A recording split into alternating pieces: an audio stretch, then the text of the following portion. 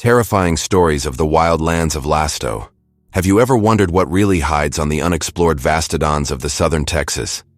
Have you ever imagined what kind of creature could survive in the thorny Chaparral, where even the bravest men hesitates to step? What if I told you that there is something out there, something that even the most experienced Apaches dare to name, something that turned brave soldiers into broken men who never went back to sleep in peace? My name is Sam Houston, and during my years serving this great nation and helping to shape the fate of Texas, I heard reports that would make any wise man question if we really know all the creatures that inhabit this land. Today, for the first time, I will share with you the most disturbing testimonies that have come to my ears, stories I kept stored for decades, but now, at the end of my life, I feel that they must be told. The damn Chaparral, it was the year 1847, and I had just returned from a military expedition on the banks of Rio Grande. The Texan sun ruthlessly punished our column when we decided to make a strategic stop in Laredo. The city, still young and rebellious, boiled with stories of smugglers, bandits, and other things. It was in the tavern El Coyote Sediento that I first heard about the Chaparral beast. The man who told me was a Mexican trader named Don Aurelio Vasquez, a commercial roots who knew every thorn, every ravine, and every secret of wild lands between Laredo and Monterrey. Don Aurelio had eyes that seemed to have seen too much for one life. When I mentioned our intention to cross Chaparral the next morning, he held my arm with surprising force for his age. "General Houston," he said in a broken English, "hey, something in El Chaparral that does not be molested. Something that hunts when the moon is dark." I initially thought that these were local superstitions. After all, every border territory has its legends. But when Don Aurelio began to report what he had witnessed 3 years earlier, I realized that he was facing something different. The first testimony, the lost caravan. It was a 12-men caravan, Don Aurelio began, his low voice, not to attract unwanted ears. Traders like me bringing goods to San Antonio. I knew them all. Experienced men who knew how to defend themselves. He paused, taking a long sip of mezcal before continuing. We decided to camp in a known clearing, a place we had used for years. It was all normal until the second night. Jose Martinez, our watchman, began to talk about eyes that shone in darkness. Eyes too big to be of any known animal. The Mexican ran a hand over his face, as if he wanted to erase the memories. On the third night, we found the footprints. Senor Houston, in my 50 years crossing these lands, never saw brands like those. They were from a creature that walked over 2 legs, but the feet, Madre de Dios, they were like claws, bigger than those of a bear, but with fingers that looked almost human. Don Aurelio drew the shape on the dusty table of the tavern. What I saw made me reconsider everything I thought to know about the local fauna. The attack came on the 4th night. I was guarded with Pedro Salinas when we heard a sound, a roar that seemed to get out of hell. It was not like any animal we knew. It was serious, but there was also something of human, as if it were a man shouting through the throat of a beast. His eyes got lost in the past while continuing. The creature came from the shadows like the wind of death, high as 2 men, covered with dark hair that shone under the waning moon. But the worst were the eyes, red like embers, too smart to be of an ordinary animal. Don Aurelio treated visibly. She took Peter before he could scream. He simply lifted him with a hand and broke his neck like a dry branch. The sound, I will never forget the sound. "And then?" I asked, genuinely disturbed by the account. Then she looked straight at me. And I swear on Guadalupe's Virgin, General Houston, that this thing smiled. He smiled as if he understood exactly the terror he was causing. Then he disappeared into the Chaparral, taking Peter's body. And the other caravan men? Don Aurelio's face has been further. When the sun was born, we found 4 more dead men. Not just dead, General. Cintre. As if the creature had played with them before killing them. The rest of the caravan, never found. The second testimony. The broken soldier. 2 days after this conversation, as we prepare our Laredo departure, a young soldier sought me at the camp. Sergeant William Bill McKinnon, originating from Tennessee, had served under my command during the Mexican-American War. He knew him as a brave and reliable man, but the man who performed before me that morning was a shadow of the soldier I knew. Skinny to the extreme, back and restless eyes, hands that constantly trembled. "General Houston," he said, his voice almost a whisper, "I need to tell you something before the Lord enters that chaparral." I offered him coffee and a place to sit down, but he refused both, standing nervously looking over his shoulder. 3 weeks ago, I was on patrol with 5 more men. Orders were to track a group of robbers who had attacked a farm near Zapata. The trail took us straight to the heart of Chaparral. Bill paused, cleaning the sweat of his forehead despite the fresh morning. On the second day, we began to notice that we were being followed. Not by bad guys, General. For something different. The footprints we found made no sense. To be too big to be human, but with the almost human form. He pointed to a nearby tree, and there were claws marks on the trees, brands that went from the base to height where no man would reach, as if the creature used the trees to move, jumping from branch to branch. "Continue, Sergeant." On the third night, Jenkins' body was sentinel when he heard branches breaking. It was not the sound of men moving, General. It was something heavy, but it moved with an unnatural agility. Jenkins lit a torch and Bill stopped abruptly, his eyes filled with tears. And what did he see? An impossible figure, standing between the trees no more than 20 meters from our camp. It had a man's general shape, but it was too high, too wide. The cover was dark like night, and when Jenkins raised the louder torch, we saw the face. The sergeant began to tremble violently. It was neither completely animal nor completely human, General. It was as if someone had mixed the worst of the two. There was a prominent forehead, jaws that seemed able to crush, bones but in the eyes. In the eyes there was intelligence. Malcia. Hunger. What happened next? The creature did not attack that night. Just noted. For more than an hour, stayed there, studying us as a hunter studies his prey. None of us managed to sleep. We stayed at full alert until dawn. Bill wiped his eyes with his back. On the 4th day, we started to find remains, shattered bones, torn clothes, destroyed equipment. They were not old, General. They were fresh. And there was a smell in the air, a smell of death and rot that made our horses go crazy with fear. How many men did you lose, Sergeant? Everyone, General. Everyone except me. The confession came, out as a lament. The final attack came on the 5th night. I was falling asleep when I heard shouts. No shouts of common pain, General. Screams of absolute terror.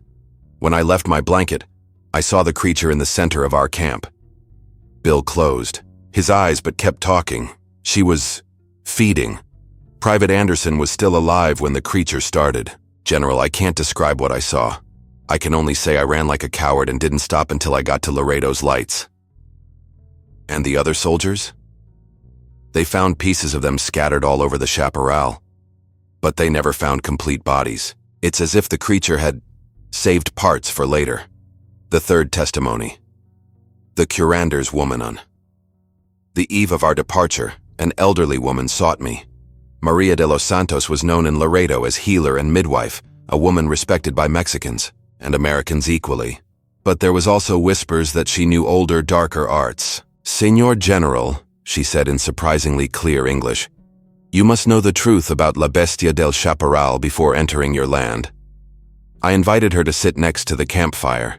She accepted a coffee, but her hands continued to move nervously, forming signs she couldn't interpret.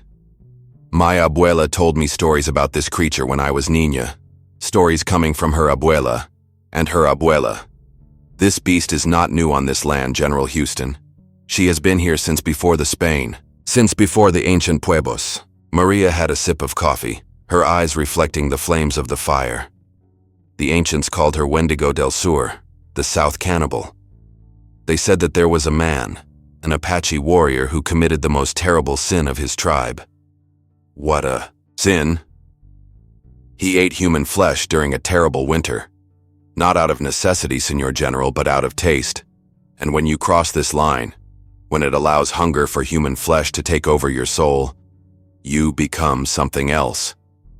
The old healer made the sign of the cross. The transformation did not happen at once. First, he began to prefer hunting alone. Then, he began to avoid the tribe's camp during the new moons. His teeth grew, his nails became claws, and his body, such a monstrous hizo. And the tribe, what did they do? They tried to kill him.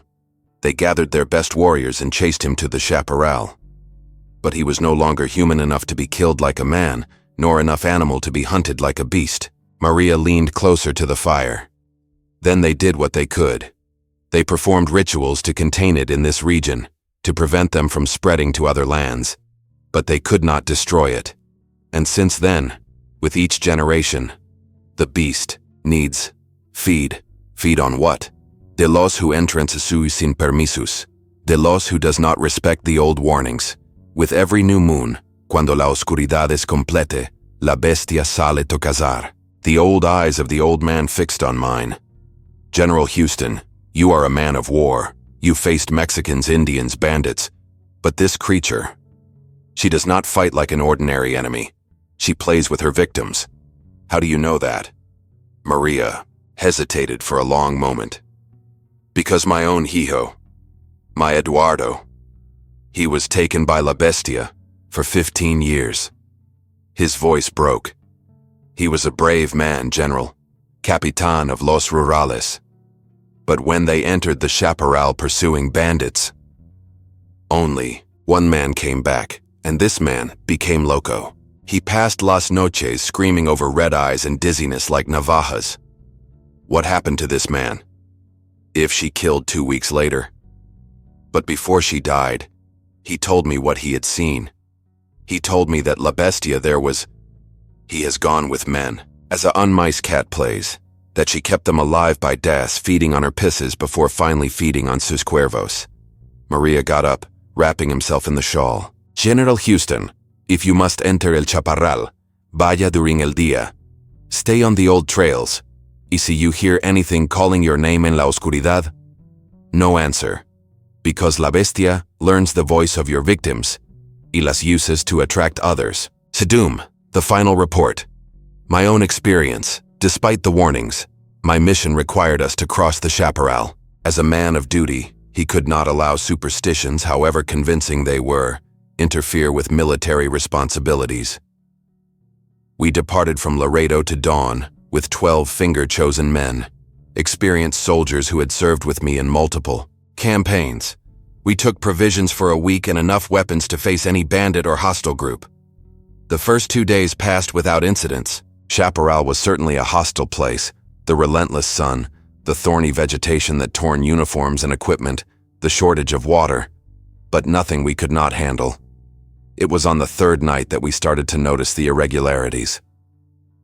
Sergeant Thomas Murphy, my most experienced man in recognition, reported that we were being followed, not for men, he said, but for something that moved strangely through the dense vegetation. General, said Murphy as we inspected the footprints we had found, in 20 years of service, I've never seen tracks like these. The marks on the soft earth were disturbing, clearly from a bipedal creature but with feet that seemed to have fingers ending in claws. The size suggested something much larger than an ordinary man. Could they be from an Apache using some kind of disguise? I asked. Murphy shook his head. No, Lord. The depth of the marks indicates considerable weight. And look here. He pointed to marks on the bark of a nearby mesquite. These claw marks go up to at least 12 feet tall. No man would reach this time, even jumping. That night we folded the guard and kept our weapons loaded. But it was during my own sentinel shift that I had my first real glimpse of the creature that pursued us. It was about 3 o'clock in the morning when I heard the movement. Not the normal sound of Chaparral's nightlife, but something deliberate and cautious. I lifted my rifle and raised the darkness beyond the circle of light from our fire. It was then that I saw her, standing between 2 large cacti, partially hidden by the shadows, was a figure that challenged any rational description. He was undoubtedly biped, but his height was impossible, at least 8 feet, perhaps 9. The body was massively built, covered by what seemed to be dark and thick. But what disturbed me most were my eyes. Even at a distance, they shone with a red light of their own, and there was a deeply disconcerting intelligence in them. This was not a common beast. There was something almost human in his gaze, a malevolent conscience that made me question everything he thought to know about natural laws. The creature remained motionless for several minutes, simply watching our camp. He showed no fear of the firelight or made any aggressive movement. He seemed to be studying us.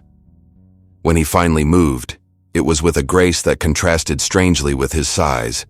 He simply melted back in the shadows, disappearing as quietly as he had appeared. I decided not to wake up the other men that night. There was no immediate danger, and knew that such a report could seriously affect the morale of the troop. The night of terror, it was on the 5th night that the creature decided to attack. We had camped in a small clearing surrounded by dense vegetation. Private Johnson was guarded when we heard the first scream, not from Johnson but coming from somewhere in darkness. A sound that seemed almost human, but distorted in a way that made blood cold. We all jumped from our blankets, weapons in hand. Johnson was in his post, visibly shaken. "What was that, soldier?" I asked. "I don't know, General. It sounded like as someone in terrible agony, but there was something wrong with the voice, as if it didn't come from a human throat." The sound was repeated, this time closer, and then we heard something that made several of the men back off instinctively. It was the voice of Private Collins, who had died of a fever 2 months earlier. "General Houston, help me. I'm injured." The voice came from darkness beyond, the limits of our vision, but it was unmistakably Collins. Each inflection, every vocal feature I knew well. "It's a trap," I whispered to Murphy. "Collins has been dead for 2 months."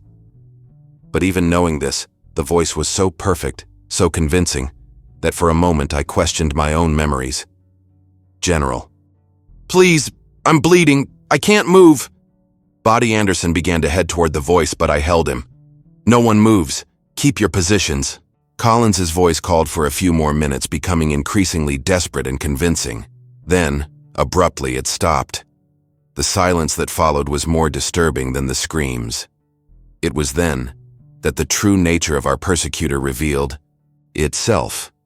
The creature began to imitate with frightening perfection the voices of each of our men. First, he called Johnson's voice for Murphy to approach. Then he used Murphy's voice to call Anderson. And so on. But the most disturbing was when I heard my own voice from darkness, giving contradictory orders to my men. The imitation was so perfect that some of the soldiers were genuinely confused about what the real Houston was. This psychological war lasted hours. The creature clearly understood that she was facing experienced soldiers and was trying to separate and confuse before attacking physically. When the attack finally came, it was a completely unexpected direction. The beast emerged from the ground. He had excavated a tunnel during the day and appeared at the exact center of our camp, lifting the earth as a vision of hell itself. In that weak light of the fire, I could see all the horrible details that the previous witnesses had described. It was massive, easily weighing 400 pounds, but moved with feline agility. The body was humanoid, but the proportions were all wrong. Arms too long, too powerful legs, too wide torso. It was covered by dark and thick, but in some places the naked skin showed old scars and tribal marks that suggested a disturbingly human origin. The face was the worst. He kept characteristics vaguely human. The basic structure was still there, but everything was distorted. The jaw had extended to accommodate teeth that were human part, animal part. The eyes were human in shape, but they shone with that unnatural red light. And there was an intelligence in them, a malevolent conscience that was more terrible than any pure bestiality. The attack was devastatingly fast. Before any of us could react, the creature had clung to Private Williams and the floor, with a terrible ease. The sound of bones breaking echoed by the clearing. Our rifles fired almost simultaneously. At least 4 bullets hit her, but the creature only staggered lightly. Whatever she was much more resistant than any normal animal. She dropped the lifeless body of Williams and turned to Martinez's body. This time we were ready. More shots, including 2 that clearly hit the center of mass. The creature roared, a sound that was a wild animal part, a human cry of anger, but continued advancing. It was only when Sergeant Murphy got a straight shot in the head that the beast finally retreated. It didn't fall, but the impact was enough to make her hesitate. We took the opportunity to form a defensive circle, rifles pointed out. The creature surrounded our group for hours, occasionally testing our defenses with quick attacks. Each time it was approaching, we fired a coordinated save. Some bullets hit her, some missed her darkness, but it was enough to keep her away. When the sun was finally born, the beast was gone. The price of knowledge: we lost 3 men that night: Williams, Martinez, and Johnson, who had been caught in one of the creature's night fare. The bodies we were able to recover were altered. Not just dead, but partially consumed in a way that suggested that the creature had fed during the intervals between the attacks. Of the surviving men, 2 never recovered mentally. Private Anderson was dismissed from the service 3 weeks later, unable to work due to constant nightmares and terror of any darkness. Hayes' body lasted longer, but eventually committed suicide, leaving a note that simply said, "I can't forget the eyes." As for me, I was able to maintain the official composure, but I confess that that experience has changed something fundamental in my perspective on the nature of reality. There are things in this world that challenge our understanding, creatures that exist on the border between natural and supernatural. The official report I wrote mentioned only an attack of large, unidentified animal. There was no way to explain the truth without compromising my career and credibility. But now, years later, I feel that this story should be told. Final reflections. During my subsequent years serving Texas and the United States, he occasionally heard other reports about the Chaparral beast. Traders who lost whole caravans, soldiers who returned broken from routine patrols, families of settlers who simply disappeared without a trail. Each story followed the same pattern. The creature watched their victims for days, learning their habits and voices. Then the psychological war came, the vocal imitations designed to separate and confuse. Finally, the physical, brutal, and efficient attack. But perhaps the most disturbing aspect of this whole experience was the growing conviction that the creature was not simply a wild beast. There was method in its madness, strategy in its attacks. It was like facing an enemy that combined the physical strength of a beast with the tactical intelligence of an experienced warrior. Maria de los Santos was right about one thing. This was not an ordinary creature. There was something deeply wrong with its own existence, as if it were a violation of the natural laws that govern our world. Some nightmares, I found out, are real. And some monsters really inhabit the wild borders of our great nation. Chaparral, near Laredo, remains widely unexplored to this day.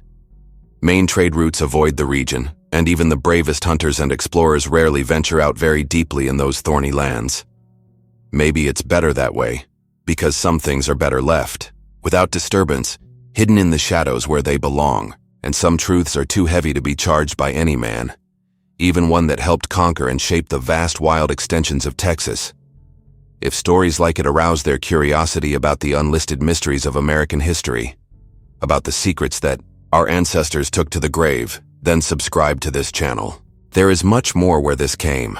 Reports of soldiers, explorers, and pioneers who have faced horrors that official history prefers to forget. Because the true history of America is not just in textbooks. It is in the haunted memories of men, like me, who walked through the wild places and saw things that should not exist. Subscribe now, and join me as I dedicate more of these lost account stories that will make you question everything you thought you know about the lands we call home.